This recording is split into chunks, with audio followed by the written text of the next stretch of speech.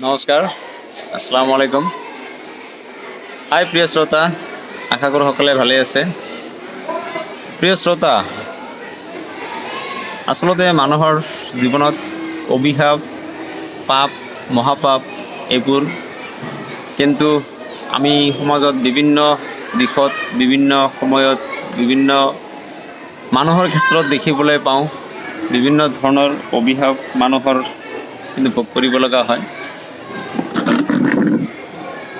যিয়ে নহওক, আহকচোন এটি গল্প কৰোঁ।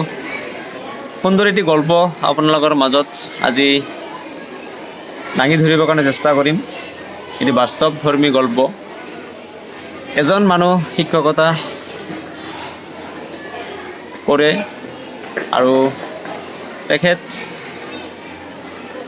মধ্য ইংৰাজী বিদ্যালয়ৰ চৰকাৰী এজন শিক্ষক। আৰু এই চৰকাৰী শিক্ষকজনে নিজৰ পাঠদানৰ পৰা সময়বোৰ পাৰ কৰি বিভিন্ন ধৰণৰ সমাজ সেৱা কামত জড়িত হৈ আছে। আচলতে চৰকাৰে সেই ব্যক্তিগৰাকীক মাহৰ শেষত যিটো দৰমহা চেলাৰী 40,000 পৰা 45,000 দৰমহা কিন্তু চৰকাৰে প্ৰভাইড কৰি আছে। আচলতে এই 40,000 পৰা 45,000 চেলাৰী চৰকাৰে সেই শিক্ষকগৰাকীক কিয় দি আছে, এইটো কিন্তু আমি সকলোৱে জানো। আচলতে বিদ্যালয়ত থকা শিক্ষাৰ্থীবোৰক পাঠদান কৰিবৰ কাৰণে চৰকাৰী বিদ্যালয়ৰ শিক্ষাৰ্থীবোৰক শিক্ষকসকলে সমাজৰ প্ৰগতিৰ দিশত যাতে আগুৱাই লৈ যাব পাৰে, তাৰ বাবে কিন্তু চৰকাৰী অনুষ্ঠানবিলাকত চৰকাৰে বহুত ভাল ভাল মেৰিটৰ শিক্ষকক নিযুক্তি দিছে। যিজন শিক্ষকে নিজৰ পাঠদানৰ পৰা নিজক আঁতৰত ৰাখি সমাজৰ বিভিন্ন কামত, বিভিন্ন অনুষ্ঠান প্ৰতিষ্ঠানৰ লগত জড়িত হৈ আছে, ভাল কথা।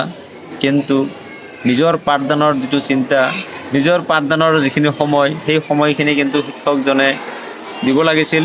কাৰণ যিহেতু ভাল মেৰিটৰ এজন শিক্ষক চাকৰি কৰি আছে, আৰু এই ভাল মেৰিটৰ শিক্ষকজনে কিন্তু তেখেতৰ মেৰিটটো যেতিয়া ছাত্ৰ ছাত্ৰীৰ মাজত আদান প্ৰদান কৰিব, তেতিয়া কিন্তু বহুত ল'ৰা ছোৱালীয়ে আপোনাৰ শিক্ষা দীক্ষাত আগবাঢ়ি আহিব।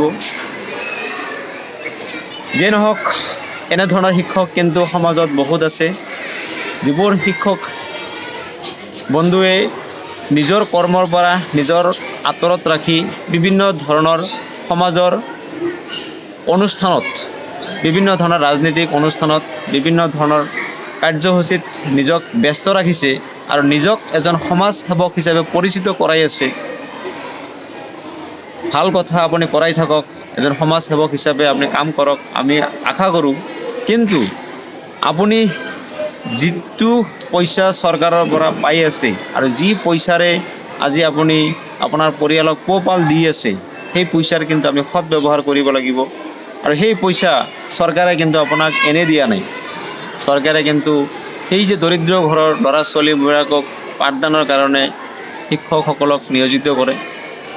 গতিকে কাতৰভাৱে বিনম্ৰভাৱে অনুৰোধ কৰিম, চৰকাৰী শিক্ষা অনুষ্ঠানবিলাকত যিবিলাক শিক্ষকে পাঠদানৰ পৰা নিজক আঁতৰত ৰাখি শিক্ষাৰ্থীসকলক শিক্ষাৰ পৰা বঞ্চিত কৰি, শিক্ষাৰ জ্ঞানৰ পৰা, চিলেবাছৰ পৰা নিজক আঁতৰত ৰাখি বিভিন্ন ধৰণৰ ৰাজহুৱা অনুষ্ঠানত প্ৰতিষ্ঠানৰ লগত জড়িত হৈ সমাজৰ সেৱক হিচাপে নিজক পৰিচিত কৰাবৰ কাৰণে ওতঃপ্ৰোতভাৱে চেষ্টা কৰি আছে, সেইসকল শিক্ষকক কাতৰভাৱে বিনম্ৰভাৱে অনুৰোধ কৰিছোঁ।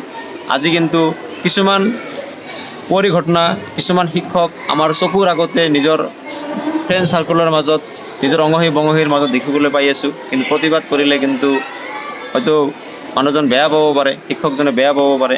গতিকে কাতৰভাৱে অনুৰোধ কৰিছোঁ, আৰু নিজৰ যি মানৱ সেৱা, নিজৰ শিক্ষাদানৰ যিটো সেৱা, সেইটো সুন্দৰভাৱে উপস্থাপন কৰিবৰ কাৰণে চেষ্টা কৰক।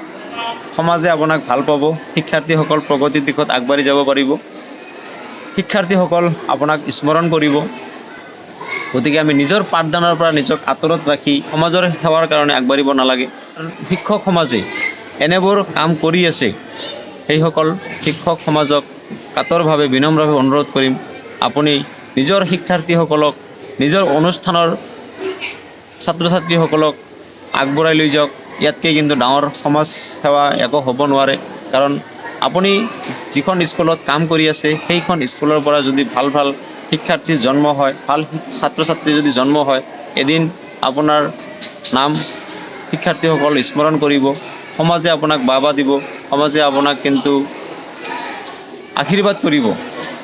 আৰু এইবোৰ কাম আপুনি যদি শিক্ষক হিচাপে নকৰি আপুনি পাঠদানৰ পৰা নিজক আঁতৰত ৰাখি যদি আপুনি নিজৰ প্ৰতিভা বিকাশ কৰিবৰ কাৰণে, সমাজত আপুনি ইষ্টাব্লিছ হ'বৰ কাৰণে, মানুহৰ আগত বা ফুলাম গামোচা ল'বৰ কাৰণে বিভিন্ন ধৰণৰ কাৰ্যসূচীৰ লগত, সমাজৰ সেৱাৰ লগত, ৰাজনীতিৰ লগত জড়িত হৈ থাকে, পাঠদানৰ পৰা আপুনি নিজক আঁতৰত ৰাখি কিন্তু পাপ লাগিব।